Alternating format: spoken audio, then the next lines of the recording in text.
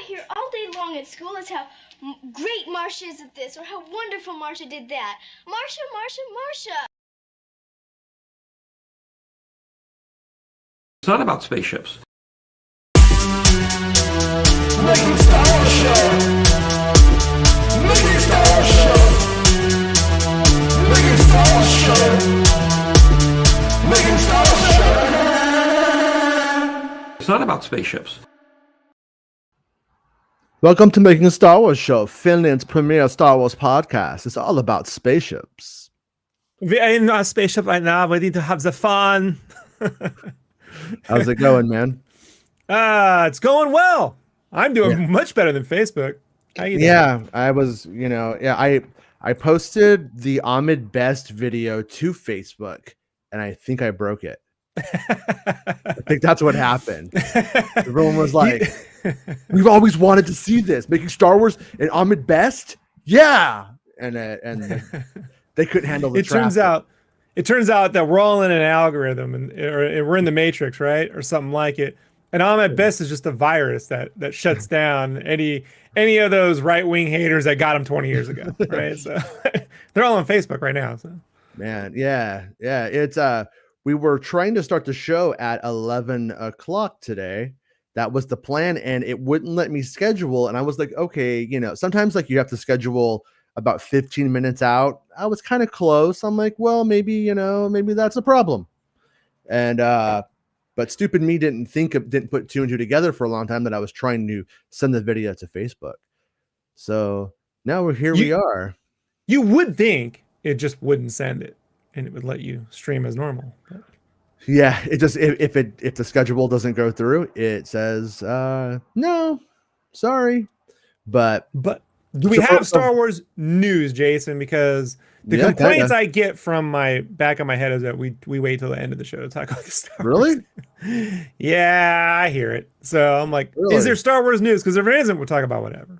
Man, I went and saw last podcast on the left last night live in the Hollywood Cemetery. That was a good time.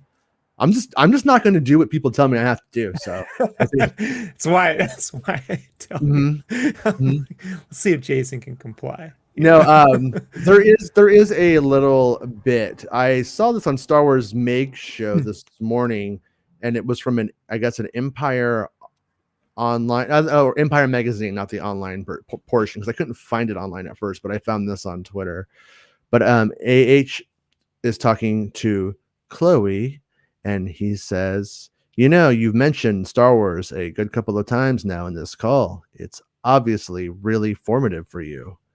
Now that you've proven you can tackle a big blockbuster and a huge franchise like the Eternals, would you like to direct a Star Wars movie?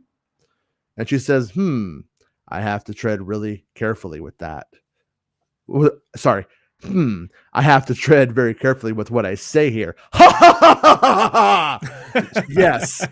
Let's just say it's a world sound like Marcia. I have so much reverence for, because it was such an important part of my life.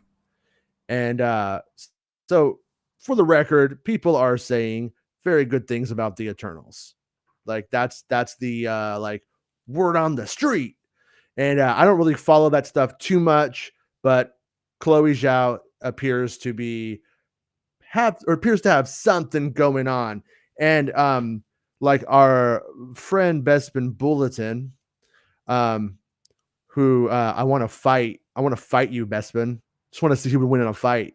I mean, you probably win, but I want to know. I want to know what it comes down to, the primal man versus man, like what it's going to come down to, You have no body hair, so he can't grab on to anything. He just slides off like the chocolate slide on Double Dare. I'm completely waxed. I mean, you're gonna. Some say it's cheating, and I just say it's strategy. But he says my guess would be the Feige Waldron project, as they have a relationship already, and I don't think that's a bad guess.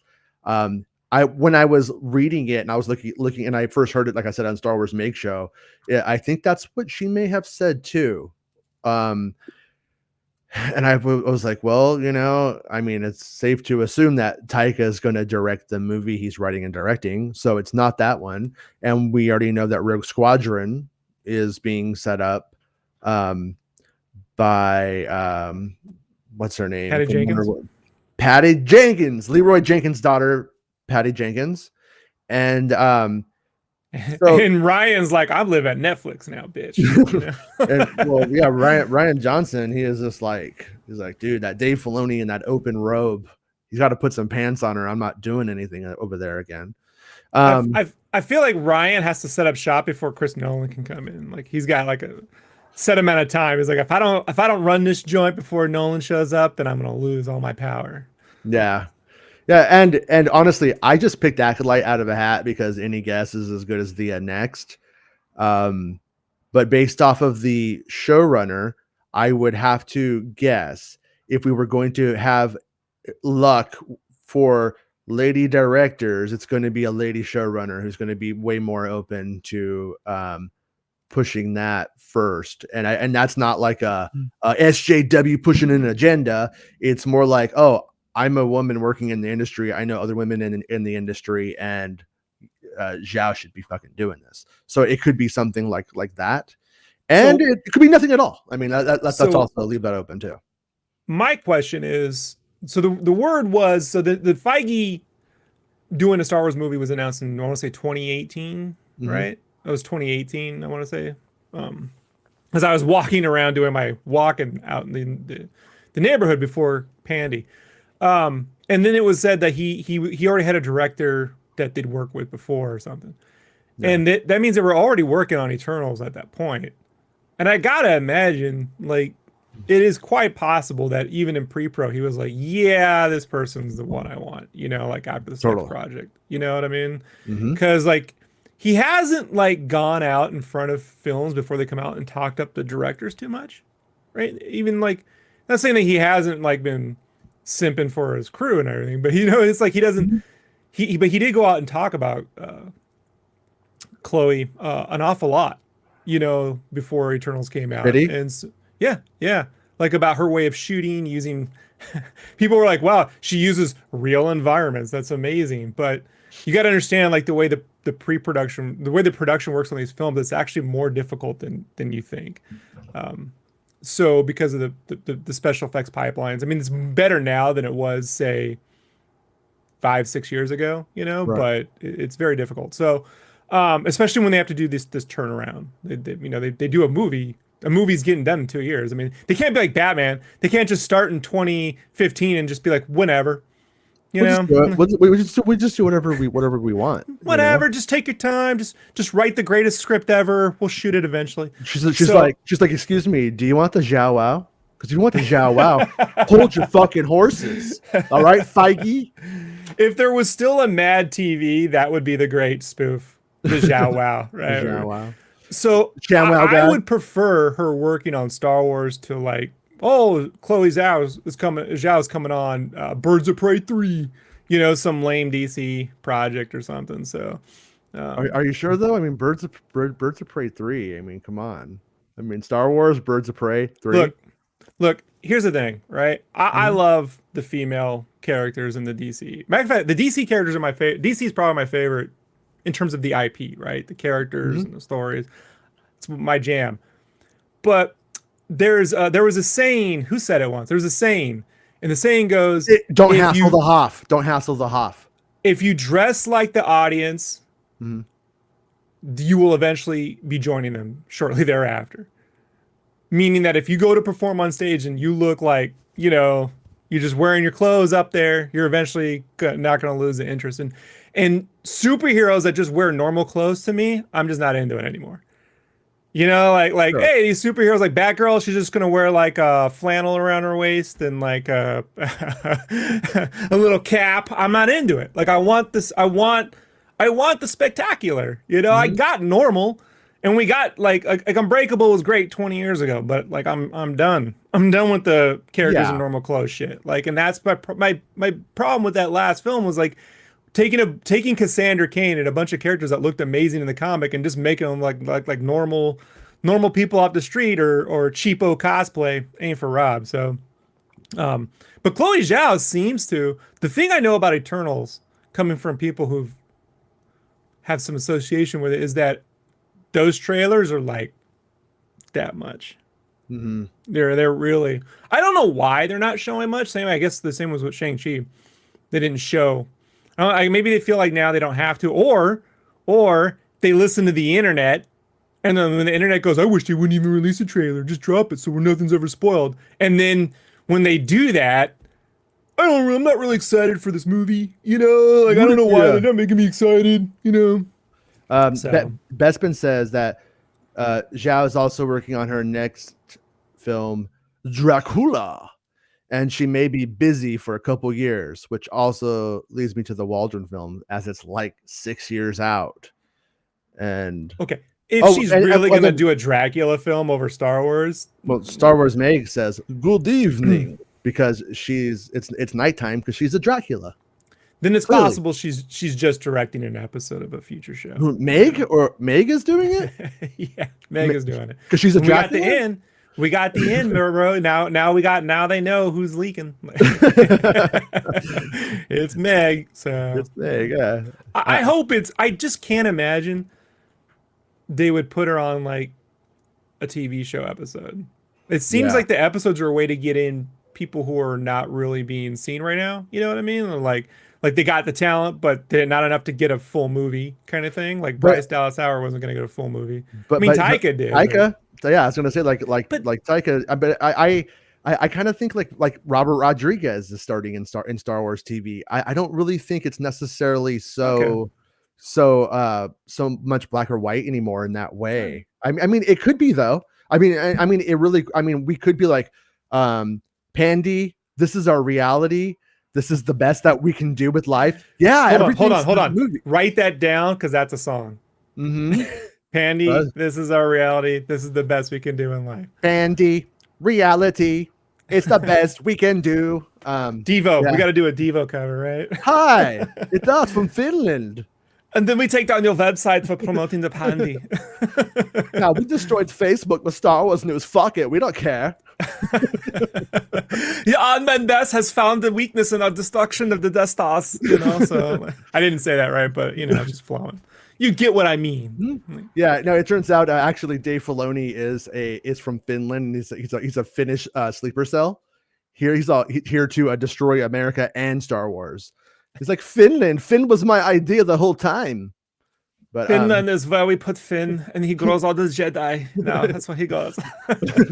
We welcome him in the Jedi with the Finns. It just makes sense, man. But we were kind of like going into a conversation about like, is are movies more important than film today? And I'm like, I think to like Disney Plus, like when I was looking at very loosely, I don't really give a shit about like if Scarlett Johansson gets paid or not anymore. And for all I care, she could fucking spend all her money. I know. I mean, you're arguing over like $10 million. I'm like, give me the missing 10 if you're come on, guys. Like, give me one. Like but I think it does say something about how they were so invested in the moment. I think Disney was of we know this is a shit sandwich, so let's invest this probably big loss right into Disney Plus. And so that does seem to be kind of where the focus is at. And as a Star Wars fan, like I think today is like the 3-year anniversary of Mando, I want to say. And when I'm like looking at that, like in what Mando has become, it resonates more. I feel like Mando in its 3 years has got more resonance than most of the films so far. Oh, without a doubt. Mm-hmm. And so for us as fans, I think we're going to win out more through a television series than a film, even though there's a part of me that still like wants films to be like the main thing, because it's just, I don't know if it's culture or if it's just what I'm used to, but there is a part of me that still just wants that 2.5 hour solid experience. So the problem is they're not going to make the money off these individual shows that they made on an individual film. But they Like did that. with Mando, but it might have been Baby Yoda. And so until we get another Star Wars show, it's hard Well, to say. Okay, question. Mhm. What about the Marvel stuff? Has the Marvel shows, like collectively between what it's done for the site and merch, has that put the money in the pocket that the movies would have? Or at least what the movies are now. So here's the funny thing. Mhm. Complaining about like, we got to get the Rise of Skywalker out. We got to get the Rise of Skywalker. We're going to lose money. We got to, all this like hemming and hawing over decisions they made creatively because they want to make the most amount of money. Right. Now we're in a world where like, man, we made 300 million off a movie. Yeah. Like, isn't that funny how like life just goes, oh, you think you know how everything's going to work moving forward? Bam, like, like now they're just like, they're celebrating when they do 70 million on a weekend. Could you imagine before the pandy, if any major studio film only made $70 million opening weekend? You'd be like, what is it, fucking August? What is this? Phantom like, Menace 3D? What is this? Serious, but didn't even make that, bro. Didn't even make that. Like we would have killed for 10. Really, I mean, it was really low. So I think it's funny, like, and that's just a good lesson everyone should learn. If you think like you can just ride out life because you got it made, like life's gonna sucker punch you. But I personally prefer. I was thinking about this last night because I had the wife. She had to rewatch Batman '89. I got it in 4K, right? So I'm like, watch the 4K, and she's just like, she's trying to get me on like loopholes in the film, but I'm like, no. In the production notes, here's what it said. Here was in the script. It doesn't actually match up. But the thing is, wouldn't it be great now is instead of waiting 8 fucking years, because the last time we got a solo Batman film was 2012. Instead of waiting 8 years to get a solo Batman movie, can't we just get 16 episodes or, like 3 season, 8 episode long seasons? Wouldn't you rather have 24 episodes of Batman versus waiting 8 years to get a 2-hour film? Just start things off. You know, like that's my problem. Like, and well, so I think if we were able to put the sequel trilogy into one of those like pizza dough machines and it came out as a series, and then that's the Play-Doh Fun Factory, my friend. The Play-Doh Fun Factory. That's what I meant. That's what I'm thinking. And the Play-Doh Fun. Thank you. Perfect. Put it in there, and it came out. It would a lot of the problems that are perceived that aren't actually there, and a lot of the ones that are there would probably be ironed out and much better. Now, I'm in no way do we live in a reality where you can make the true sequel to Return of the Jedi in a TV series format today, but as time goes on, I think that's going to be probably a lot more possible. Well, it's just weird because when you get into serialized content right now, because of budgets and production schedule, they have to tone down the volume of visual effects. Yet, isn't that what people have been clamoring for, the fans, to turn down the volume? Well, the volume has gotten since the Phantom Menace. Remember, the Phantom Menace had like what 750 visual effect shots, which was like every shot had a visual effect but one. And I know the digital shot that they focused on like the it was the vents where the smoke comes out. Oh, the vent where the smoke comes out. Where the on aboard the Nemodian ship. The one that was perfectly lit. I don't know. Like, it's funny when I watch that vent scene. I'm like, I don't think, is there a dynamic way to shoot a vent scene? Like, I just watched Batman '89. There was vent scenes in there too. Like, I don't think there is a. When they filmed that, they had this like really like fancy aliened up like cockatoo or some shit. Oh yeah. And it was supposed to die from the gas, sort of like the what is it, the canary in the coal mine kind of concept. Yeah, I like that bird. They look pretty cool. I remember seeing the shot. It was like in the background in that room. You get it in the visual dictionary for Phantom Menace. I think they show it. Yeah. And so that basically that 3PO droid just cleans up bird shit all day. Like he's just like, I hate life. Being a droid's just bird shitting all over him over and over and over. Yeah. Yeah, but yeah, he's got a wide arm. So. No, when it comes to the Kevin Feige film too, like I feel like that was announced for like one of two reasons at that time.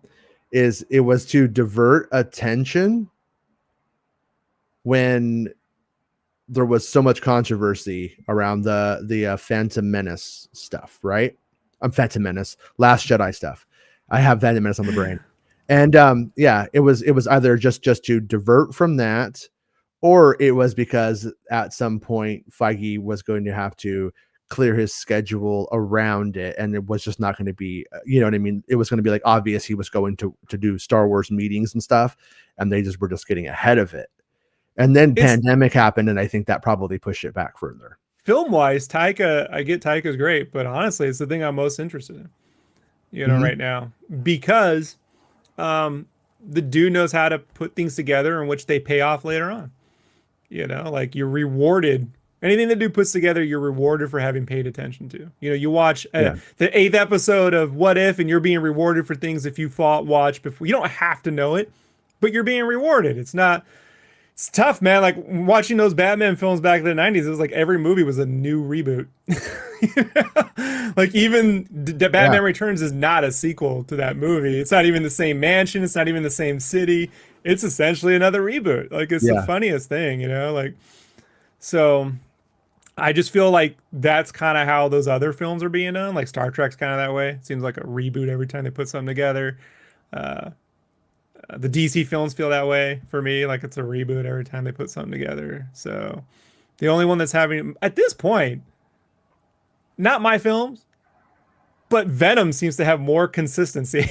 The majority of these genre geek films being made right now. So I'm just excited by what he puts together. I hope, thank God, it's not the Rogue Squadron thing, because I was like, that would not excite me as much, you know? Like it would be like, oh great, more space battles. I'm hoping it's something more like the First Jedi or some shit like that. You know what I mean? Like something that for Feige's movie. Yeah, that just gives them like room, like, and it's not like a, you know, an OT setting story. You know, like it's just something where like if they continue, they can make more, and it doesn't affect anything else, kind of thing. Wouldn't it be funny if when Kevin Feige does Star Wars, he's like the worst, just like so bad at it. Like he's so good at Marvel, and then everything is just like so fucking off and like just out of place and wrong. I don't believe that'll happen for a second though. It would be. The problem with that theory is the man was already a part of like 13 shitty Marvel films before he helped build the MCU. Like when you're helping to produce Ghost Rider and Daredevil, you know how, you know, X-Men 3, like I've seen this shit go horribly wrong before. You know? So I actually like that the dude was a part of some not so great films before. I mean, Luis Desposito, the executive producer and all this stuff, he was first AD on Demolition Man. I mean, he helped put together Super Mario Brothers, the movie. Like, and if you go look at Super Mario Brothers, if you go look at Super Mario Brothers and Demolition Man, you can see a lot of visual consistency between the films. And I actually say, if you go back and watch Demolition Man, it's proto MCU. It actually feels like an MCU movie. Set in the 90s. Like it's the strangest thing. Like I told my wife, just watch it as if this were an MCU movie shot in the 90s, and she's like, oh yeah, like there's a lot of that was figured out, I think, through failure, you know. And that's the best part about the TV shows, is they can be less successful, but the fucking whole saga isn't hinging on, you know. I mean, to get back to Ahmed Best and George and all that stuff with the Phantom Menace, had that Phantom Menace been broken up into 1 hour, you know, 4 1 hour long shows, right? I'm not saying that ever would have happened, right? But let's say that did. People would have chilled out a lot more, you know? Like it's just that I don't know why people. I know why, because when I wait 8 years for a fucking Batman film, I'm like, this is it? 7? We're doing Fincher again? Like this is really, you know, more people in sock masks. I can't wait, you know? Great. Yeah. And I mean that's what the people who didn't enjoy Phantom Menace were basically saying about that movie. I waited 19 years for this or whatever, and it's like it's Flash Gordon or Buck Rogers looking and all that, and what's this Art Nouveau? I want everything to look like a Dodge Charger in space that got fucked up, and you're like, well, you know, different time, man. But it had been 100 years before that arts. Like I think that the Space Nouveau was what the High Republic should look like. I really do. Like the problem is That that it just exists like 20 years before the way we, dude, you know, yeah. it's That like High Republic, man, I'm trying to make it work for me. I I'm don't like really it. trying. It's not working for me at all. Like even like the designs that they have where they all look like angels and Jedis or They look something. like fucking Jesus. They were like, Choir. oh, They Ewan look like looks they're in a like, choir. The yeah, they deep all look like Jedi angels and choir. Jesus. Yeah, It looks like I the can't. Jedi choir. And so when faced with that, the atheist rebel in me goes, I'll just play the evil side of Diablo. You know what I mean? Where's the fucking evil side of Diablo? I fuck these angels. Give me the Dark Knights. Yeah. Well, I mean, it's like Luke Skywalker. I go back to when I look at their costumes. I look back to like Luke Skywalker. I'm like, he was wearing like the white farm boy kind of, looks like maybe he's coming from karate class clothes. You know what I mean? That's what I mean. That's really what it looks like. It looks like somebody picked Mark Hamill up from karate class, and and and I'm like, okay, so good guys wear white, kind of, okay. And then, but when you've seen Jedi as monks for like so long, um, and then you see them, but they're monks, but then they're in this opulent like city of Coruscant, and you're like, okay, that's out of place and weird, and it's supposed to be like they're not supposed to really be doing that, what they're doing when you get down to it, but it feels totally reversed, like designed, like it feels like the white Jedi choir should be the ones in Coruscant during the prequel era, considering, and so I don't get how it goes from there to there in terms of the design. It just doesn't feel like rebel artists, right? When I say rebel artists, I mean like real people that can create looks. Okay. Yeah. It doesn't feel like rebel artists had anything to do with that art direction. It feels corporate driven. It feels like a bunch of people agreeing with one another. Like I'm like, look, they can't all be good. Let's put black robes on them with white interior, and then maybe they got like a bit of color. Like one's got a purple, one's got a red, some identifying thing, so it's a little bit different. But show that it's like a falsity, right? It's like, oh, like we think we're good, we can do whatever. There's nothing wrong here, but there's actually a seedy underbelly to it. You know, Yeah. like there's just not the visual design is not saying anything. Does that make sense? It really feels like just like a generic, like, oh, we'll make them all wearing white because we're all having a good time here, like, and they're heroes. And I'm just like, it just looks like fucking I'm going to church. I can't stand it. And it might be my like elementary criticism of the Old Republic, which was just, I feel like, was just, I'm gonna second guess everything from the prequels, and then make it the game, the Knights of the Old Republic. Yes, the Knights of the era. I'm just gonna second guess everything from the prequels and do what that guy on the Ain't It Cool News talkback said he wanted. I'm gonna deliver that to them. But that was you. No, that was not me. That was, I read it. I was not that though. I wasn't into it. Yeah, I like the Venom Menace, but when I see that one, when I look at the High Republic, I feel like it's almost doing the same thing, but to the High Republic. Oh, here's what the High Republic, or here's what the High Republic is saying what the Old Republic should have been. Here it is, and then, but once again, I feel like both of these things are a train crashing into the back of the Phantom Menace. It doesn't really truly feel like I'm not seeing the connective tissue there, because they haven't figured out what their central theme or moral for this era or story is. They don't have one. They're just having a setting like a video game. Having like a sandbox video game that has nothing to say, not like a Rockstar or maybe even, well, I guess it's more like a generic Ubisoft game where they go, here's a sandbox and you make your character and you'll look just like a Jedi and you'll run around and whack people and it'll be super. And then look, evil, you'll fight the evil things, and sometimes you'll do quests where you help people. It doesn't actually, because when you have something to say, all of the visual design is backing up. It's saying that without saying it. Yeah. Each one is complementing that basic idea. And so I can tell when something has no soul in that regard. Like it has nothing to say. That's why Shadows of the Empire feels so weird, because you're like, what are they saying with this story? It doesn't say anything. It doesn't have it. Yeah, it has like no real core. or heart to it. What I do like, and I think whenever I've had conversations about, I think people have kind of been maybe critical of or wanted to go there with me, is like I think it's great. I think it's fine. I think it's cool that what the High Republic has done is it's like it said, oh, basically, what does like a non-binary Jedi look like? Like you know what I mean? And then are letting fans in the community and Star Wars fans overall be able to identify with characters that they might not find in other mainstream properties. And that part, cool. And I don't need to see me to I and not that this is that, but I could watch Steel Magnolias and fucking enjoy it because I have a dick. It doesn't fucking change anything about but it. Steel Like, Magnolias is a story. So what you're No, saying is no, we found a place to give you representation. The problem I then go, yeah, great. It's over there, but it's not in the real thing.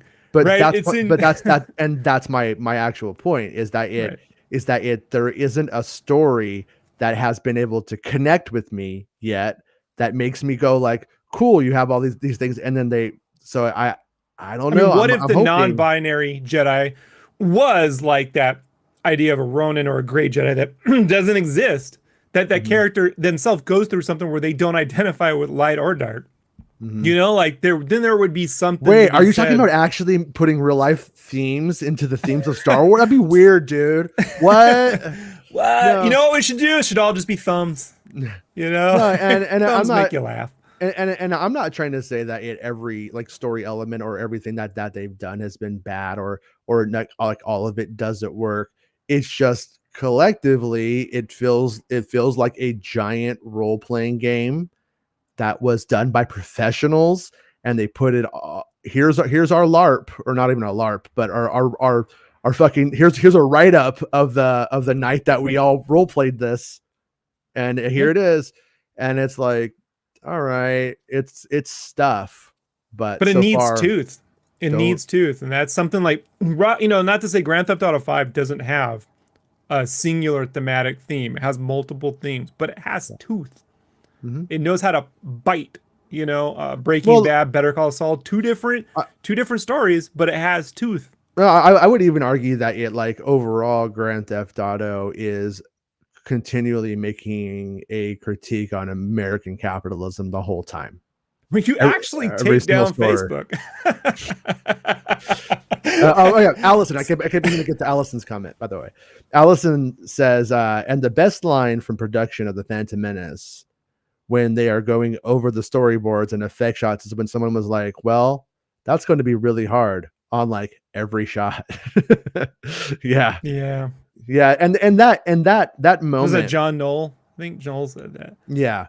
That moment though, like, and some of the stuff from that documentary, like, I do agree that like there is stuff that's totally off the cuff in it, but like, looking at Lucas and like how he usually is and stuff like that, and then like looking at how Lucas performs in like those like sketches he did with the with like Seth Green, like when he was like doing like playing around, there is a vibe to that is Lucas acting.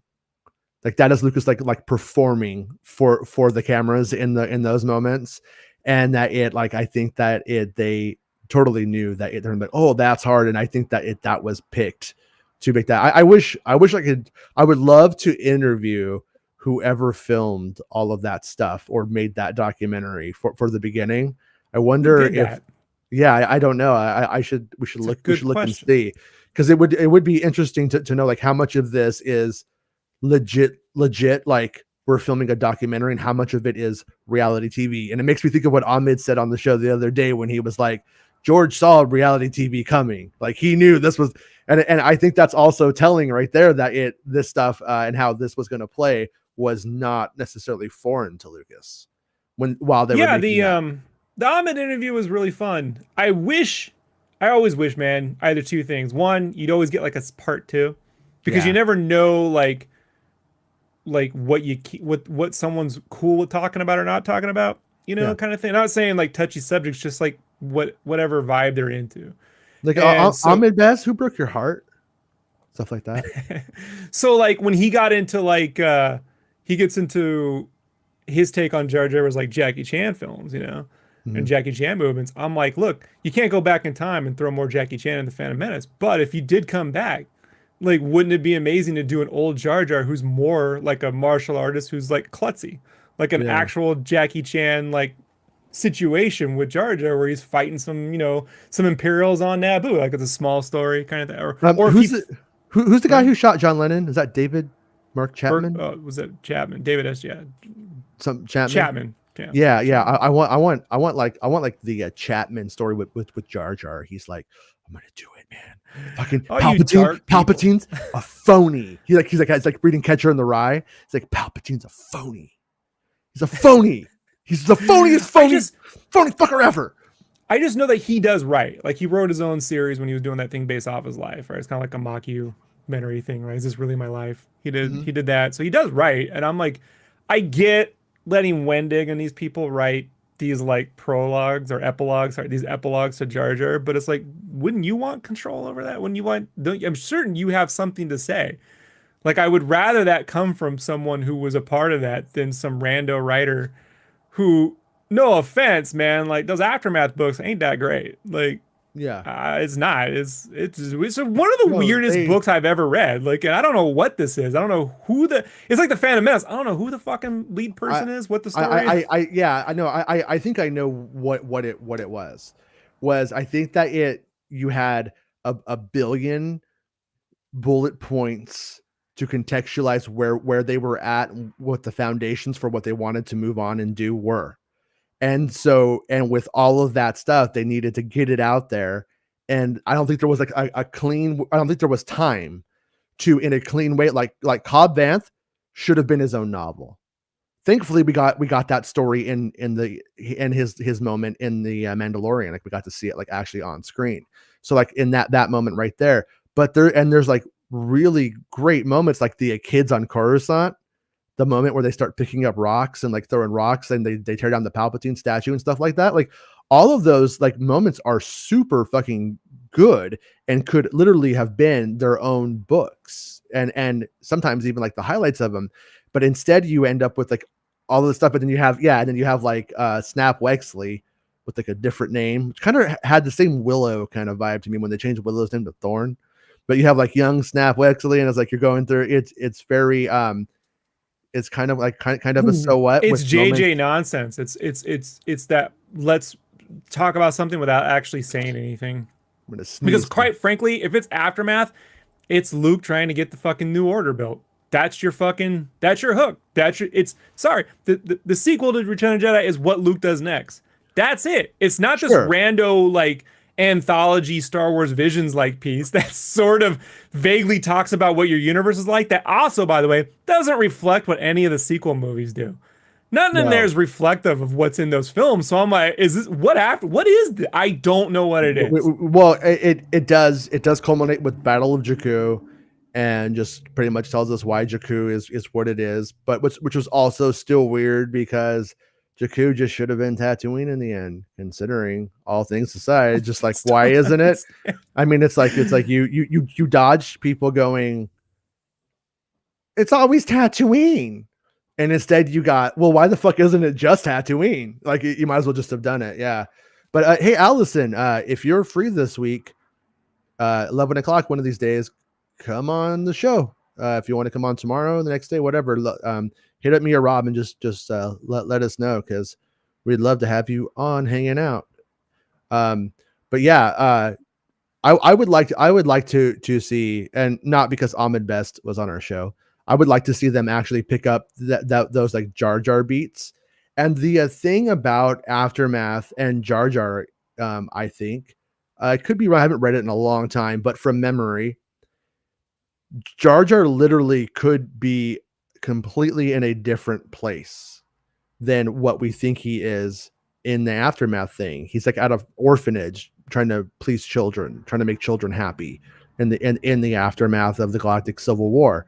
And that's a nice place for him to be. But it's like, what if, I'm making this up, but it's like, what if you just took somebody's life? If you took me volunteering at a soup kitchen and then said, well, that's what Jason did after After episode 9 came out, he went to the soup kitchen. It's like, well, yeah, but I actually do a lot of other things too. I have other shit going on besides. Or some how about this? work. The books don't count because Well, they don't. They do. They just No, don't. They don't count. They don't. They will write over every one of. They'll write over catalysts if they need to. You know, they don't care. Well, they may, yeah. But I also think that I think it matters. I think it's sort of matters as the launching, like getting in. I don't think they're going to let somebody in who's just like, hey, I want to do a thing and I want to erase your books. They're just going to be like, what? I think it has to be like, hey, we've come to this point and the story wants to do this and the story is more important. Yeah, if Filoni says he wants to tell a Jar Jar Jackie Chan story where he's older and he does some good at the end, right? And he wants to team with Ahmed Best, and none of that lines up with what's in the Aftermath book, they'll chuck it.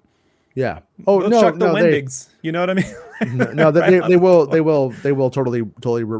I believe they will revise the digital copies. I think in the end, that's what it would come down to. Yeah. Come on tomorrow, Allison. We'll have Allison with us tomorrow.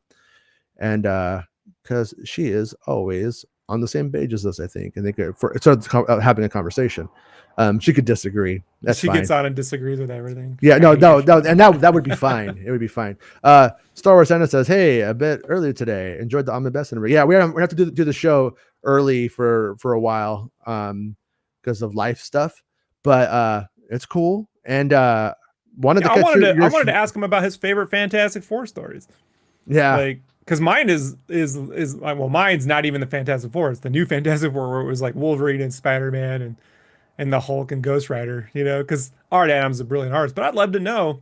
There's so many things, you know, like that go beyond the obvious, you know, with like, hey, let's talk about Jar Jar again, which clearly, you know, he has to 20 years talking about the same subject. You have to have a limited amount of patience for saying the same lines over and over again. At the very at the end, it was, this isn't a complaint whatsoever. But we were talking about how much time we had with Ahmed. They're like, how much would you like? And I was like, an hour would be great. And then we never really got it like completely ironed out what that time was. And so I assumed we were going to have the full hour. And I had a question from Meg and a question from Santa. And I was like, oh, like the last 15, we'll let our friends and ask Ahmed, you know, those questions. And then his stage manager hit him up. And I was like, 45. I was like, well, I really can't complain. But yeah, I really, really wanted to get Meg and Santa's questions on there, and just didn't get to it. But maybe one of these days we'll. And next time I'll budget the time better. But you know, we started having the conversation. Literally went not where I expected, and I had like these like general questions and stuff like that lined out, but the conversation went where it wanted to go, and that was about computer stuffs. Which was actually a much better show than I think I would have made if he just let me dictate what I wanted to know. Not that he wasn't dictating anything like that. Well, but you know what I mean? wanted to know was when he gets into the car with George Lucas for the first time. Yeah. Right. And I know you can't remember this because 20 years. You got to remember this. It's the first time George Lucas picking up from your house. Come on. Like, does George listening to Creedence or the Eagles? Like, or which Creed? You know? Was he listening to Arms Wide Open? Did he make you listen to Arms Wide Open? What if he had like the soundtrack to Do the Right Thing and he's doing the Rosie Perez, you know, and he's just trying to like, you know, vibe like, yeah, you know, fight the power. Yeah, all right. It's the greatest opening ever to a film, by the way. It's fantastic. Yeah, Yeah. When you asked him about that, he didn't. I don't think he really. He was like always asking me about like Lucas and the mentorship elements, which was also, I mean, it was interesting. And I want to know, but when you go to McDonald's to get your coffee, like does George pay? Does he let you order first? Does he make the power? Does he order for you? Here's. If any of you ever end up riding with me anywhere in the morning, especially, see, I wake up in the morning super energized. Like I am like ready for the fucking day after I take my shower. And then, but in that moment right there, I am also a deep, dark side of me is fighting the fact that I hate the fact I had to wake up and live another day of this miserable fucking life. So if too positive a person for that. Yeah. If you get coffee, and you do this. you could ride in my car. If you do this, That's how they do it in Japan. I will fucking eject you like Inspector Gadget style. You got to That slurp show. your ramen, bro. But That's how you do it. Oh God. Oh Gotta man. do I it. would. You I gotta know the best. When you're in Southern California again, in my area, I'm gonna take you to the best ramen place ever. And when we go there, wear fucking earplugs because you will want to die. And it's not and I'm not one of those people that's like, oh, it's not white people, therefore it's authentic and therefore it's good. No, it's places just like super like I didn't even know how to order there the first time. I went there with a friend who spoke the language, thankfully. But when you're there, oh, they don't care, man. They're straight up like, oh, this is home. Yeah, my aunt's Okinawan, and I made the mistake of not slurping my ramen the first time she gave it to me, and she was like, "It's rude." I was like, "What?" I was told never to. You just quite no, it's rude. I was like, oh, "Okay." I don't. She never explained why. She just told me it was rude. So Yeah, I follow my cousin, and you slurp and I slurp. All right. So, yeah. She also she put heavy cream in their Cookie Crisp. When they'd have Cookie Crisp cereal, they'd have heavy cream or half and half, one or the other. But it was like, bro, it was like the heaviest cereal I've ever eaten in my life. I had this friend in high school, and he had a mom that was, if this was today, she would be on like a TLC show, like a learning channel show, like My 600-Pound Life or something like that. She was a very, very grossly big person. And when I say grossly, I mean she was smelly. She didn't smell good. Aww. And she was kind of vile, honestly. She was pretty horrible. No. She ended up banging her daughter's boyfriend, underage boyfriend. Yeah. And he was like one of those guys that was like into like 9 Inch Nails and wore like Doc Martens with white laces and would take them off to put rollerblades on. You're like, what is this? Tells you how they're not combat boots and he's not a skinhead, Yeah. But anyways, all the time. She was like, ask your friend if he wants to eat over. And so I'm like, yeah, I want to eat over. I ain't going anywhere right now. And no, not that. It's gonna be like, so I'm me and Chewbacca over here, like no, but I'm sitting there and she it's just straight up like top ramen. It's fine. I've been poor many times in life. Top ramen is a staple and it's not bad. But she takes the top ramen and then she pulls out a fucking vat of sour cream and just starts like, not a dollop would be, I hate that word, by the way, like the podcast, I hate the word, but a dollop would be like, okay, I guess, just keeps fucking doing it, dude. Like she probably put 2 cups in like of sour cream in there and mixed it up. And it was like, oh, it was weird, man. It was weird. But look, half and half for cream and with cookies is basically just a bowl of Oreo. Yeah. It's like eating a bowl of Oreo, but yeah, putting God knows how much sour cream in your top ramen makes no sense. People don't put cream in. I don't even understand the concept. it was, I mean, I took like the first bite and I was like, okay, like this isn't really that bad. And by like the third bite, I was like, lactose intolerant, blah, Well, that was my other question I wanted for Ahmed. Like, did you guys eat on the economy when you were out in Tunisia? Like, did y'all go out to eat and did it go horribly wrong? Like, did you? Yeah. Because I know, like, the first time I went to some deeper parts of Mexico where it wasn't exactly, let's just say, the most industrialized. I remember having the best food I'd ever had. And then it was 3 days of pain. Really? Yeah, when I was a kid, like it was really. Then when I was like, oh, and they were telling me like, well, it's because your body isn't used to certain probiotics. I didn't use the word probiotics, but they were like, there's certain biotics and shit out here you're not used to. And I'm just wondering, did they all go out to eat? Did they get too drunk? Did he show back up the next day on set and it's 150 degrees and they got hangovers? And he's like, thank God I got to throw myself through a window today because I don't know how'd get through the job. Like I went on a cruise like years ago to Ensenada, and it was just like one of those like 2-3 day cruises or something with a girl, and I was like having a pretty good time. Went to Ensenada for like a little bit. Some kid tried to sell me some chiclets. I was like, okay, and then but as you got off the boat, you literally walk through a pharmacy. Yeah. And there's this like, and as I'm going to go back, there's this dude. He's all, hey. I'm like, hey. And he doesn't know me. This person has no reason to know me.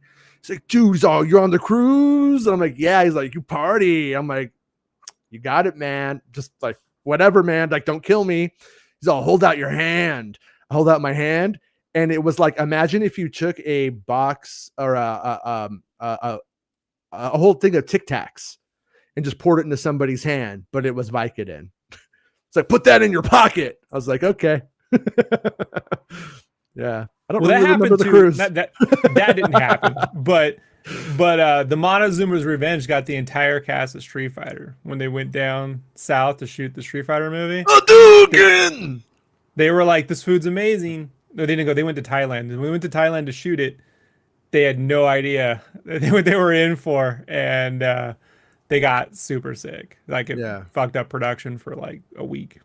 Yeah. So, it's pretty.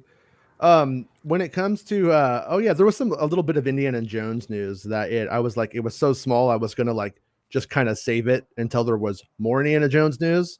Mangold hates you. There's the update.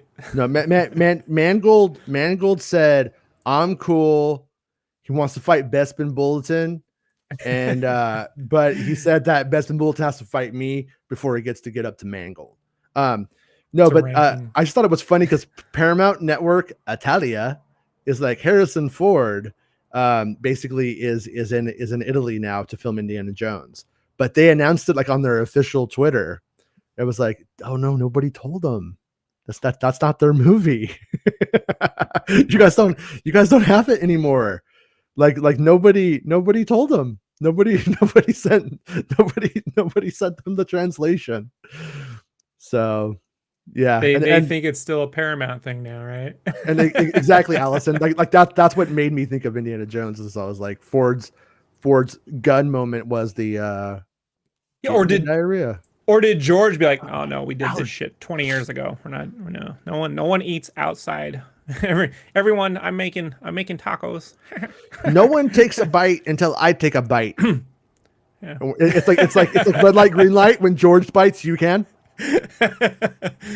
He's like, I make a mean Mongolian barbecue. So like.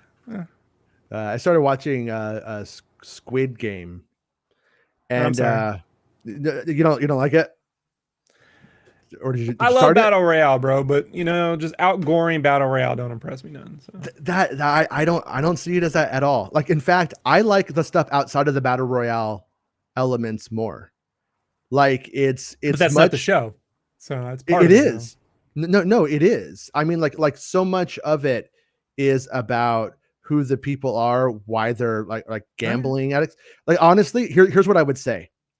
It's like if you took Lost and Battle Royale and put them together. Hold on, before I'm going to forget. This just breaking. James Gunn tweeted, I just posted the big Guardians Easter egg on Facebook for everyone to see. Okay. What is Facebook's it? down. No, Facebook's down. Got it. Got it. Okay. Hence the troll. Okay. Hence the troll. Yeah. No, it's definitely, I don't feel like it's outgoring anything. There's people selling it on that. I think the people selling that idea just are either edgelords themselves or have never actually encountered anything very edgy in that way, because it does not come close to Ichi the Killer or Martyrs. You ever seen Martyrs? Yeah. What does though? Like, exactly. Like, my wife was telling me, she's like, why can she thinks she can handle gore now because she watched Game of Thrones, right? Show her the original version of Martyrs. Don't show her that fucking Spike Lee one. That one sucks. The original version of Martyrs, oh, that shit is. Well, then I told her, I'm like, so you can handle scary, violent stuff. No, all right, let's watch Arachnophobia. She won't do it. Well, it still might be it's the most phobic film ever made in the history of cinema is Arachnophobia, bro. I can't get one person. Every person who tells me they love horror, I'm like, let's watch Arachnophobia. No. Let's watch it in 3D. No. Yeah. Like if I had Bezos money, I would spend $100 million doing the world's greatest 3D conversion on Arachnophobia. Yeah. And I release it for free in theaters. You can go, it's free. if you like gore, don't watch or watch Martyrs, the original. I think it's French.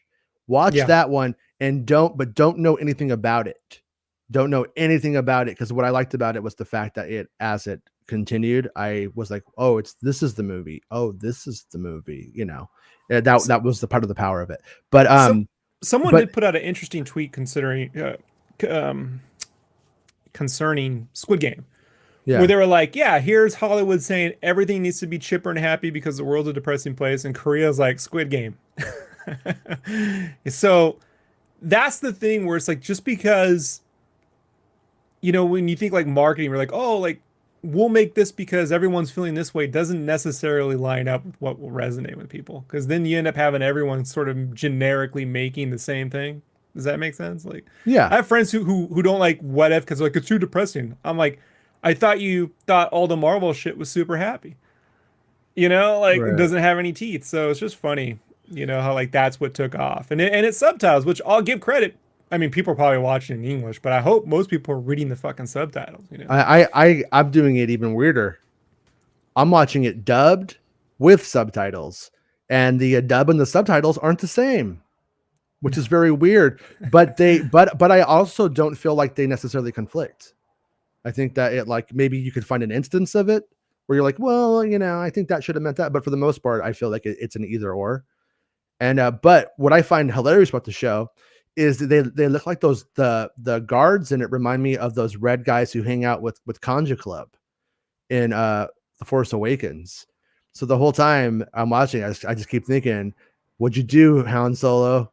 Because you have gambling problems, I'm pretty sure. And one of the many wasted threads, you know. Yeah, like JJ could have brought the Conj Club back, and I don't know, man. Like I'm as down on the sequel trilogy right now as I was about the prequel trilogy 20 years ago, and I'm more up on the prequel trilogy now. Like that's just my state of geekdom. It's called acceptance, Rob.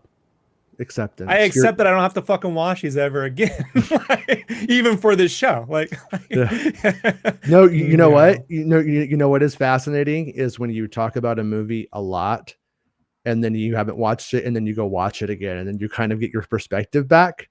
It is a lot like remembering a relationship that has ended, and like, you know, you realize, you know, I'm only thinking about the good days with that person, or I'm only thinking about the bad days with that person.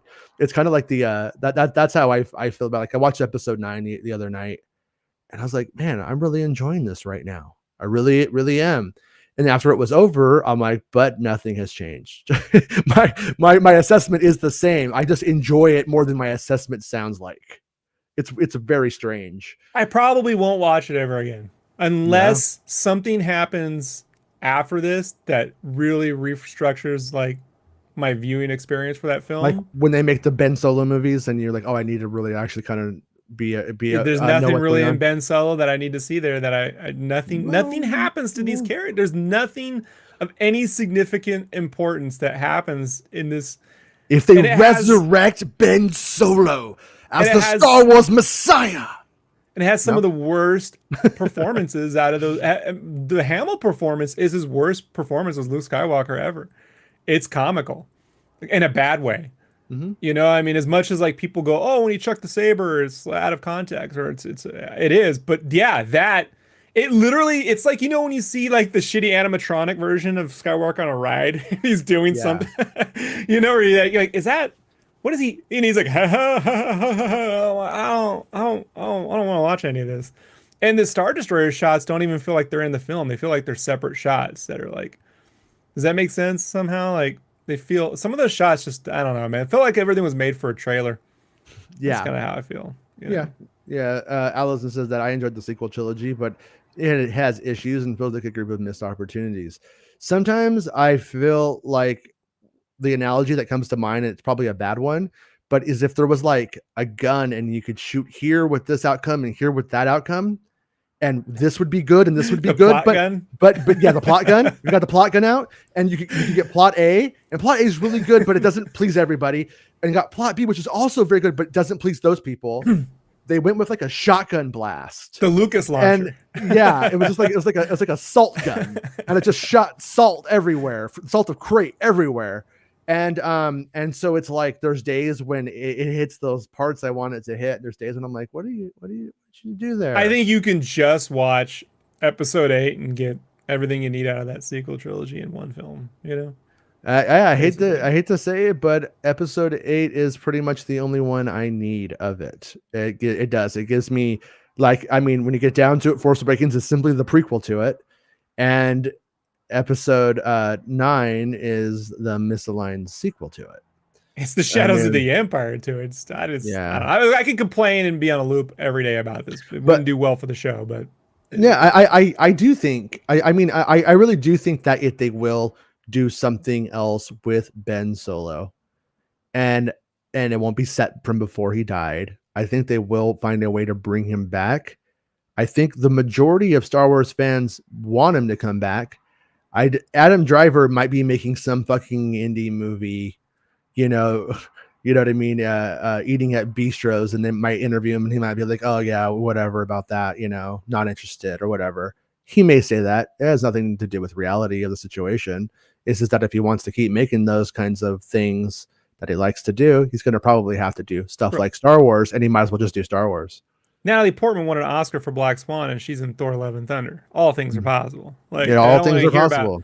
All things. I mean, so I don't want to hear anything about someone's bigger or they're more serious. I don't. If Sam Jackson can do whatever, anyone can do whatever. Like, I don't want to. Right. The question is, how come we've never got Morgan Freeman in a fucking Star Wars movie? Isn't that like the greatest shame?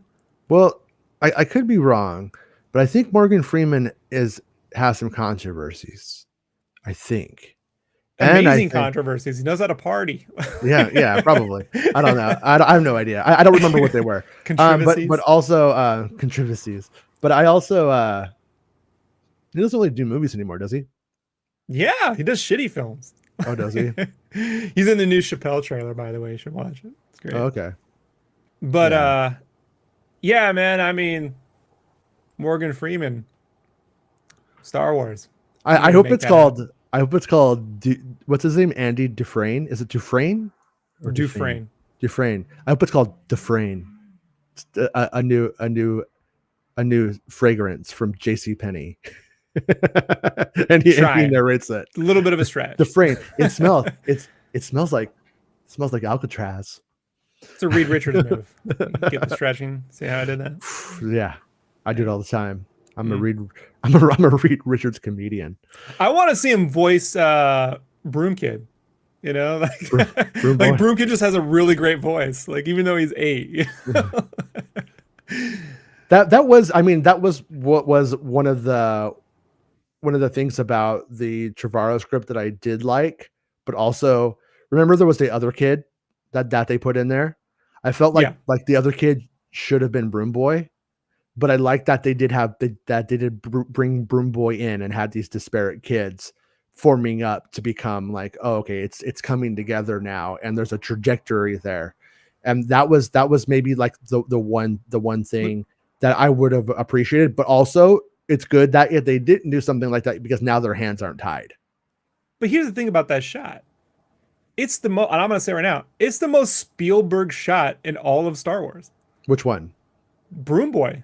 Oh, Broom reaching Boy. out with the broom coming over and looking at the stars. That is classic Spielberg right there. Oh, I mean, those kids, I hate to pick on kid actors, but those kids, man, they thought they were doing a McDonald's commercial in the 80s where Dudley Moore was going to walk in and start using Christmas magic or something like a Santa Claus. And I love those 80s McDonald's commercials with the voice. Did feel like Hook. It felt like Hook. Yeah, it felt like Hook. That's what I'm saying. It's the most Spielberg shot in all of Star Wars. As much as JJ likes to ape a lot of Spielberg, that shot it's not the Spielberg people want. People want the Jaws Spielberg or the Raiders Spielberg, the melting face, but that Broom Boy sequence, I'm like, that is right out of Hook, bro. Like, that's you know who they should get in Star Wars?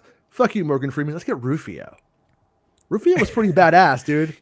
I've been saying this forever. He should be in Cobra Kai. Like, I'm just saying, that actor, why he isn't in Cobra Kai somehow, I do not know. Why isn't Rufio just fucking shit up everywhere? Rufio should be in pretty much everything. We should make Rufio versus the world. Like it's just one. It's an hour and a half long fight of Rufio. But if he was to enter Star Wars and Greedo's greedy, Alon Sleaze Pagano's a sleaze bag. Rufio What's takes Rufio Roofies. do? Takes Roofies. Oh no! Get out of here, Rufio! Yeah, You don't belong like here. the Green Knight, he hallucinates during the fight scenes, and he doesn't know if he's fighting Sith or just beating the shit out of like the old lady selling the fruit in Phantom Menace, right? Like, Jira, yeah, Jira. There was stuff with Anakin buying Jira, an air conditioner. It's like I remember when those spoilers came out, I was like, man, Anakin sounds straight up white trash. Like he's like putting a fucking air conditioner in Jira's trailer. You know, it did kind of sound like that on paper. But yeah, I think that I am already starting to feel like I want not necessarily to say episode 10, but what basically should be. And that's that the Ben Solo story. Adam Driver was great. The character was cool. The problem was just simple. The unsatisfying aspects can only be remedied now by doing that kind of story where you do bring him back and that has a lot of potential for drama and interesting places to go. I mean, look at Loki. Loki on one hand uses that interdimensionality thing to let shit go. And to like let it be okay. Like you always will run into those people that are like, well, he killed like 6 trillion people. And you're like, yeah, he did, but also this isn't real. This is Star Wars, and it's like, what are you gonna do? You know what I mean? Are we gonna get like Holocaust levels of serious about Star Wars all of a sudden? Because if so, there's something to be said about a story in which a character recognizes the wrong he did and tries to make right by it. And if anything else in this world we need right now people who to realize they're doing wrong and to make right. And they don't. Yeah. They just feel like they're constantly, I'm right. I'm even more. I'm triple down on my right. I'm right. You know, like right. And so like having a character like Ben Solo who felt he was so doing the right thing, he murdered his own father over it, needs, you know, there is a thing where he walks the earth, you know, walks the universe having to do right by the Force because that's the only fucking way forward, you know? But I don't know, like, I'm not, you know, that you have to sit in a room and really tell a story, but there is something to be said for that would be an actual, I don't want to say an arc, but a point of view, you know, like a character starting point. Yeah. And well, and that is, I mean, what Ben does do and the atonement with Rey is good, but it doesn't, I don't feel like it necessarily takes it there to the fullest level. Like I could imagine stories where you have, you know, there was a lot of fucking cultists in that movie. Like that, what that opens up and where that can go into some really like creepy Rosemary's Baby style Star Wars that we've never seen before. If they wanted Exegol people. Mm-hmm. But there's like so many there that it is a safe assumption that some of them were just on vacation. Weren't there the day Exegol blew up. See, one of the missed opportunities about those Exegolians, whatever they call them, is that took place on a planet hidden somewhere. If that was like all the people in the Republic who were really, they were the Illuminatis, you know what I mean? The Illumicithies, right? Whatever you want to call them. What's it called? Moraband is the Sith homeworld that Lucas created and introduced, which is what Exegol should have been, but it wasn't a secret. So I think that's why Exegol comes up. But it's safe to say that some of those cultists are on Moraband. You know what I mean? And like, so, you know, what if you have a story where as they go to pull somebody like Bane, for instance, out back into life, the Force reacts, and it's the same kind of thing of bringing Ben back through. You know what I mean? Though, like some weird kind of story like that, where you have that dyad concept and the duality, but what's connected to something else now, and bringing that kind of stuff forward, though, it would make it go like, okay, episode 9 is simply a stepping stone towards this much better thing. Because with capitalism, Americans, it's always what's next. Oh, and even the West, I'd say. And so it's always what's next. So you like, how do you take it to right now? That's the problem with it, is there's no next. Like what's next is, yeah, a Taika movie, cool, but that's not the Star Wars. That's not the Star Wars journey that we started. And It that feels like the interview that the guy who the director of Jedi Fallen Order did on the AIGA podcast with Tom Price. Okay. And he was talking about how they had a game that they were making internally that was Jedi Fallen Order, but without Sith and Jedi and all that stuff. It was their own game. And then when the idea came that they were able to pitch it to EA as a Star Wars game, Lucasfilm was like, but can it be bounty hunters? Can it be anything but the Jedi? You know? And I feel like that's where they're going with the movie. Is like, can it be anything but the thing that, like, no offense, as much as I like all the other. We thought they're like, we're thinking about making him Jedi, and it's like, because someone's like, we're thinking maybe non-binary Rastafarians, Kaulikian space lizards, maybe, you know, like it could be a rock opera. Could it be a rock opera? You know, where they use the power of music. Okay, instead of the okay. Force? How about your story just isn't canon and it's Japanese now? It's like literally, like, I just feel that mentality hasn't gone away over there.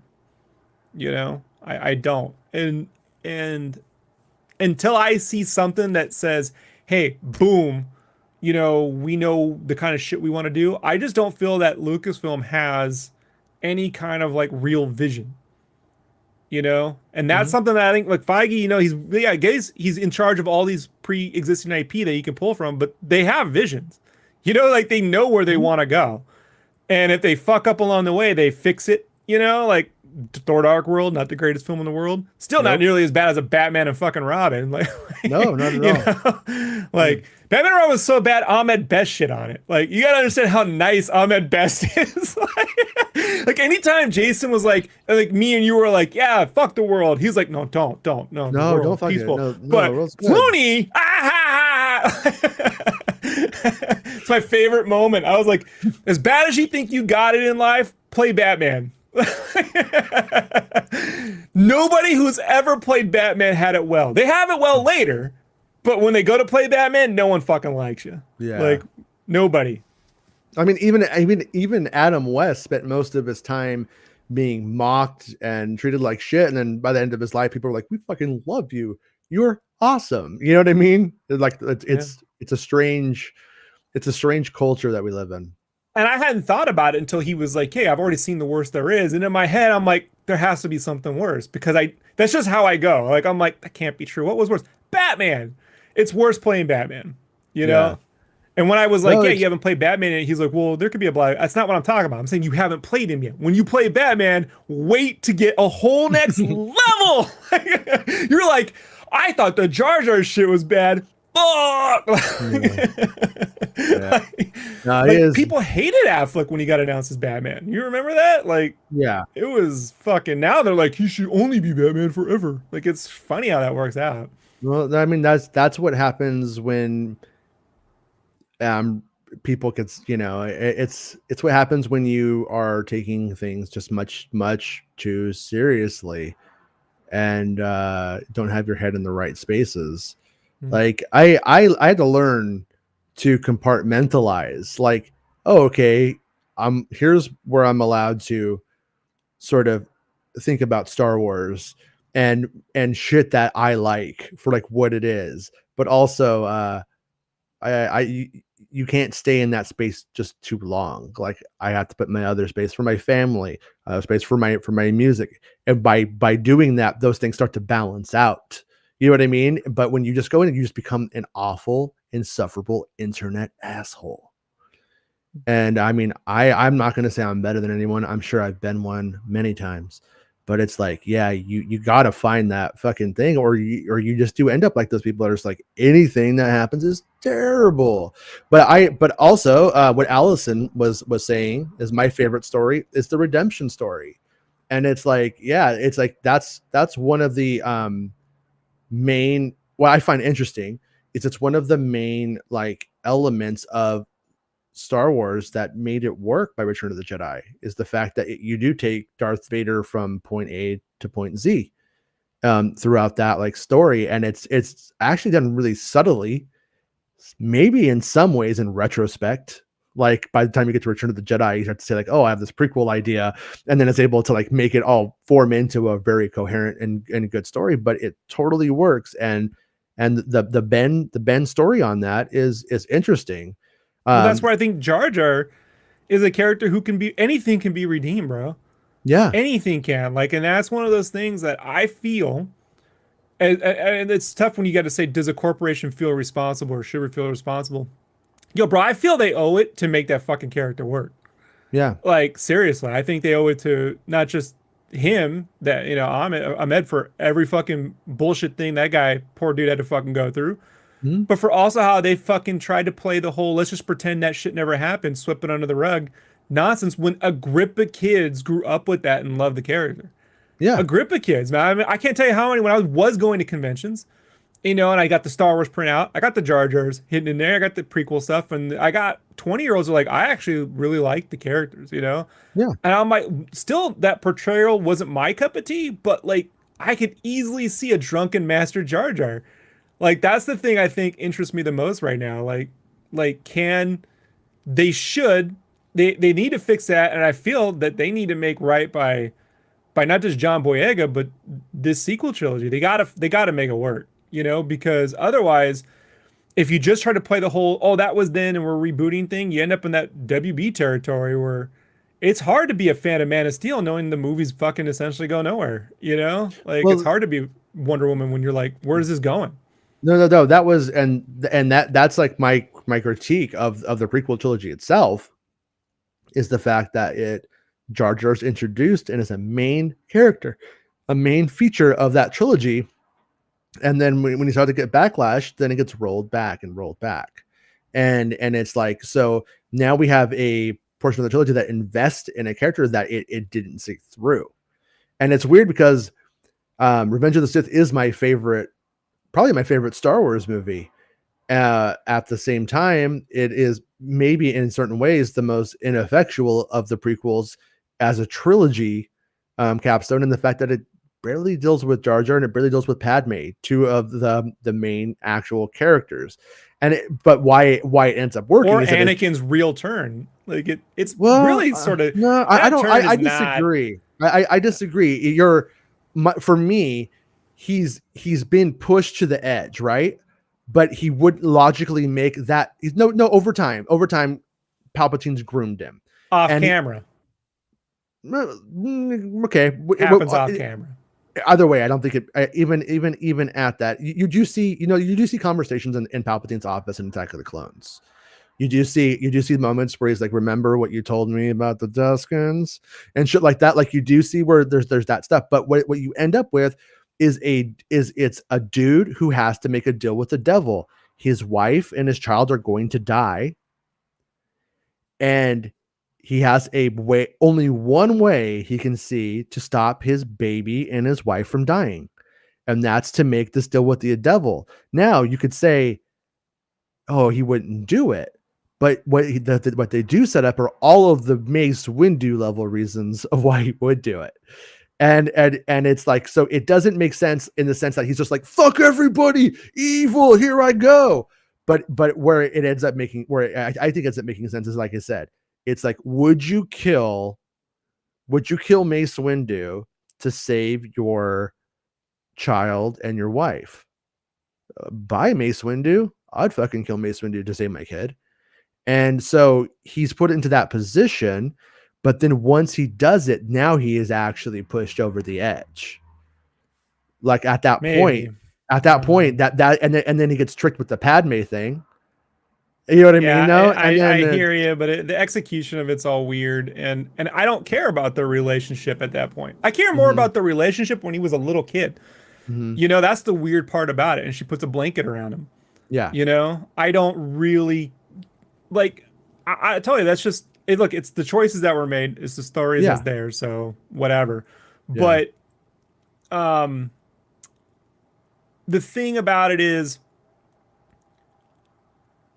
a lot of what would how do I say it? If like Anakin, if Palpatine was like, hey, I told you, hey Anakin, the Jedi are gonna do this, watch, and then through like repetition, like maybe he says it in clones, and then at the clones they do some shit, and he's like, oh, they did do that, and then the Jedi are gonna do this, watch, and they'll ignore you, and they'll do this, and then they do that, and then so by the third time he goes, hey, by the way, I'm also like fucking an evil wizard, and I can save your family. Then he's like, well, he's been right before, so he's right now. Just saying in one scene, oh, you told me, and I'm right. That's just not.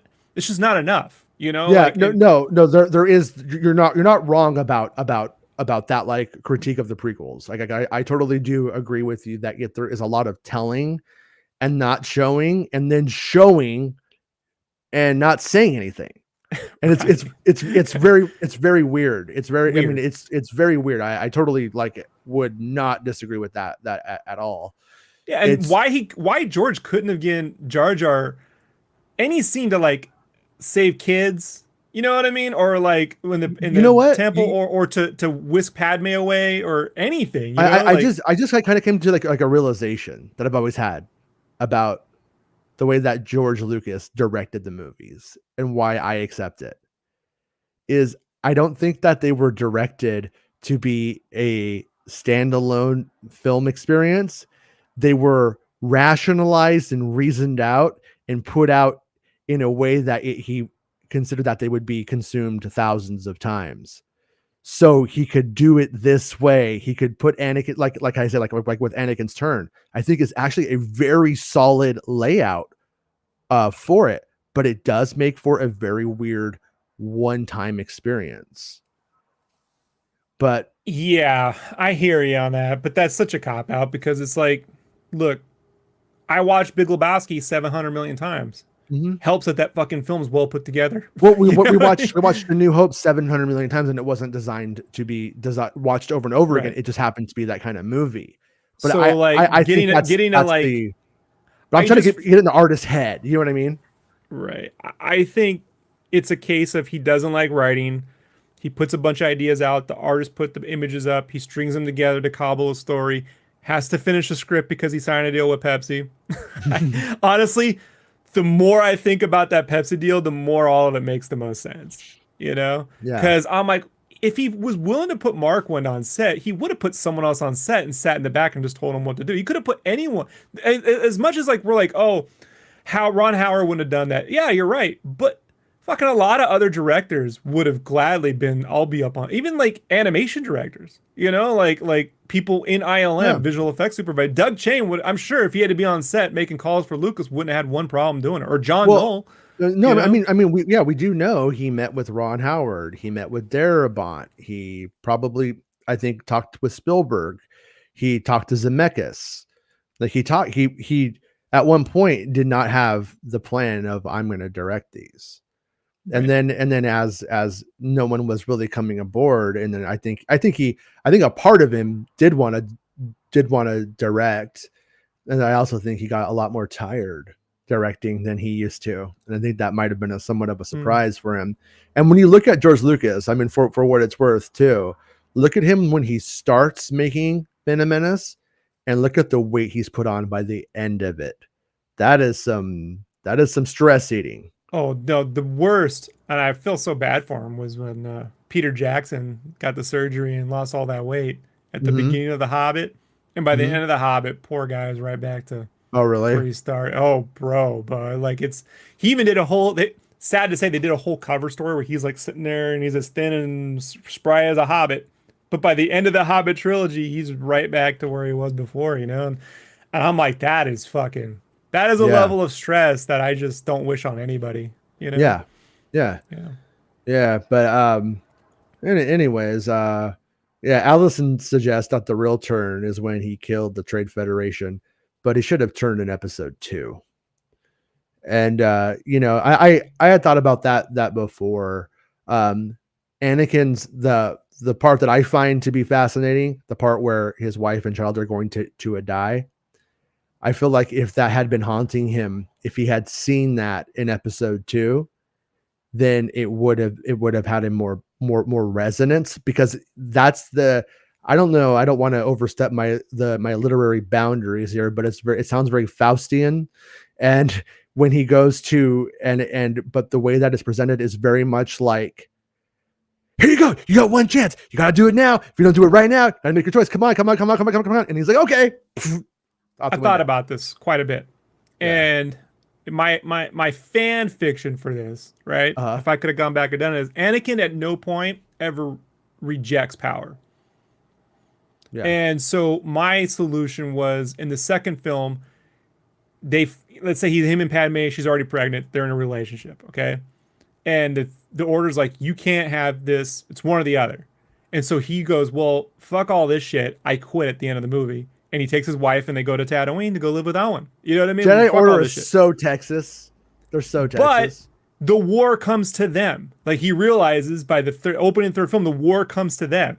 And there's no way, you can't run from this shit. And so Obi-Wan comes back and says, hey, come join me. We can stop the fucking war. We know who the fucking Sith is, quote unquote, right? And that's where Owen says, I think you should stay with your family and ignore this shit, you know? And he goes, no, I can actually fix it. Right? I ran from it before, but I can fix it this time. And that's when, you know, he gets the dealio with Palpatine where he's like, yeah, I can fix it. I can bring order and peace. And he just has a real fucked up way of doing it.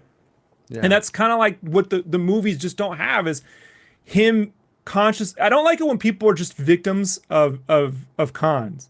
At some point, there's a moral responsibility for saying, no, I really think the way to solve everything is to murder everybody. Like, that's his standpoint. Yeah. It's just because there's too many fucking people and we need more, or like, you know, like there's some real fucked up logic up in there. And to just be like, well, I just did it to save people that I love. This is not, I get that, but then once they're dead, then what? You know? Like in terms of some of that stuff, like they do put it in there, and Lucas does put it in there, but he buries it in these really weird like scenes where they start rolling around, like when he's like, you know, talking about dictators, and he's just like, yeah, and she's like, you're making fun of me, and it's like, and it's so corny. But it's like this, it becomes like, a meme. It's kind of weird because it's like how like the Sound of Music is in this Nazi universe, right? At the same time, but it's the Sound of Music, and it's like the Sound of Music kind of moment in a way. They're in that fucking field and everything, and then he's saying, and so a doe, a coup, a Sith, are you? Yeah, dun, dun, dun, dun, dun. I know. Yeah, I know. We know where Anakin would have been on January 6th now. But it just we do, and yeah, we do, and no, but that's what, like I said, it's like what's weird about the movie is because I feel like psychologically, when the audience rejects scenes, they also reject what is learned in those scenes, and so it makes some of the important things almost like they don't count. Like it is all checkboxed, but it's in some ways not accepted. You know what I mean? I can see your point of view on that, and I would agree with that, except my point of view isn't that. It may appear to be that. No, I know my that. Point of view, yeah. My point of view is I am tired of doing the work for George Lucas. George Lucas should have done the work. He's getting paid the money. He's the so-called greatest storyteller of all fucking time. I'm just being facetious there, right? Yeah. But like, this is not hard. This is like kind of rudimentary storytelling. So like, for me to go and do all the fan canon to make it work, like I'm past that. Like between the prequels and the Matrix sequels, I was like, I'm done. Yeah, either put it in your film or Rob was walking away. Like, yeah, you know? Like I love Batman Begins, I love The Dark Knight, but Dark Knight Rises, you know, like, I'm not doing the logic for Chris Nolan. He's Chris Nolan. He can figure that shit out. I don't think it's that hard, you know. So. He's all, I'm Chris Nolan. He's all, have you seen Inception? Figure that out, Rob. Yeah. Well, he did the work there at least. I meant Tenet.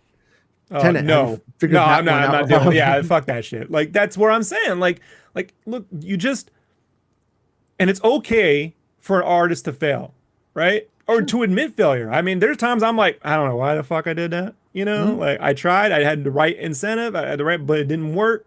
Didn't come across that way. Should have thought about it maybe more. And I think part of the problem is just not, I get if you admit it didn't work, then the whole thing is, oh, he admits he's a failure. But I feel that if you don't take the reins of your own narrative, then you leave it for a billion other people to fucking run the narrative for you. Mhm. You know, and if anything, Disney has never learned that lesson. You know, No. like with the sequel trilogy, especially, like they should be controlling the narrative on this, taking at least some reins to saying, look, here's our point on it, and just sweeping it under the rug. You know what I mean? And shoving it in a theme park and waiting 10 years for kids to grow up with it is not solving the fucking problem. Yeah. Yeah. Yeah, like with the big one was like raise lineage, and what is she? And then we are told she's nobody, and then the big twist is she's Palpatine's granddaughter. But the moment when she's Palpatine's granddaughter was not powerful. When you find it out, and like Ray wasn't really dealing with through that story. Geez, you know what? I'm a very manipulative, conniving person. I don't want to be. Like if that was her thing, and then she was Palpatine's granddaughter, you'd be like, oh fuck, that's a hard one to find out you're that. But when you're Ray and you kind of just been kind of a little sweetheart the whole time, and you find out you're Palpatine's granddaughter, it's like, oh, had she turned out to be Luke's daughter and Luke chucked her the way he was chucked for whatever reasons, and maybe Solo and Leia did not agree with it, they didn't know where she went. You know what I mean? And it's like this whole point, like, how can you abandon your own kid when you yourself? But he's like, but look at the fucking whatever. My other kid fucking killed everything. You know what I mean? Like, there comes a moral quandary. And I get your point. People don't want to see their heroes making bad decisions. But people get older and they make bad decisions. Sure. The question is, can they learn from those bad decisions? Right. That's the real story. Can they learn and make right by it? And if Luke was like, yeah, I abandoned you and it wasn't the right fucking I thought running away was... Again, Anakin, I thought running away and hiding off in fucking the tax-free zone was going to shield me from global warming or fucking Nazi insurrections. Turns out it will all come for me eventually. Yeah. You know, was there anywhere in Europe they could have hit in World War II that they were going to avoid what was coming? Not in addicts. I know that much from that book I read in 5th grade. Right. So, like, that's just like, it's that thing. Like, you running away... You know, when I was a kid, I was when my mom left me. You know, she disappeared, and I was going through some issues at that time. And part of it was I would just get out of school and walk out of school and walk away. Me too. I go around the park and I come back. But one day I decided not to come back. I just went to my friend's house who lived way far away.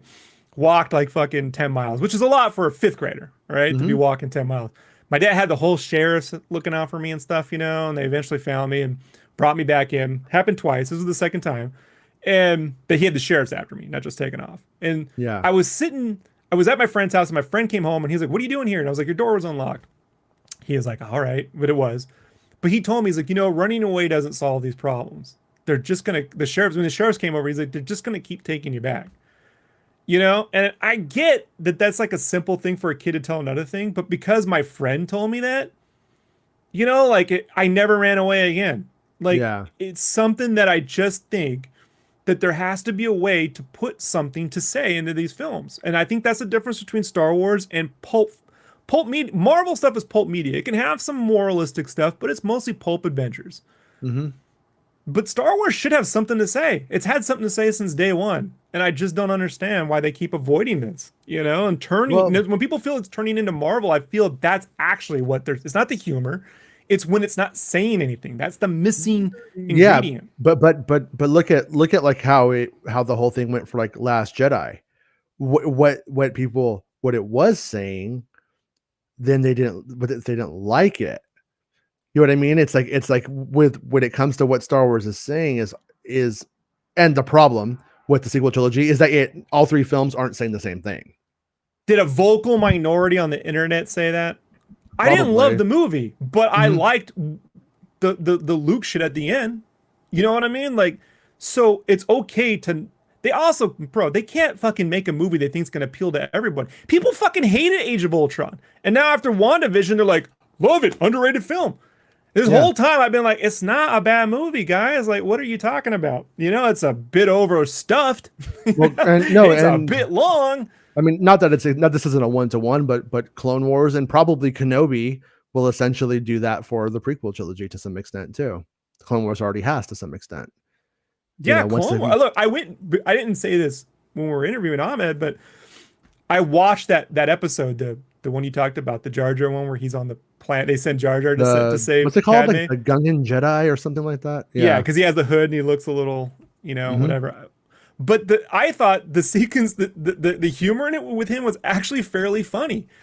Like, the pratfalls actually were fairly funny. And when he kisses that little monster under sea, you know, is oh, we're best buds and shit. I'm like, this actually works.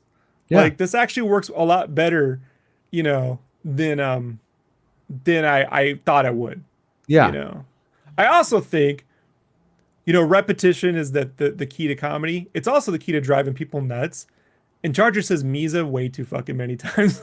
It's like when Yoda does, like, Yoda used to speak normally, but then when he would say Jedi shit, he'd speak in that Yoda voice, right? Yeah, when it needed to be wise, it would be flipped Right. around. So he went, "What? He's so smart. I don't understand."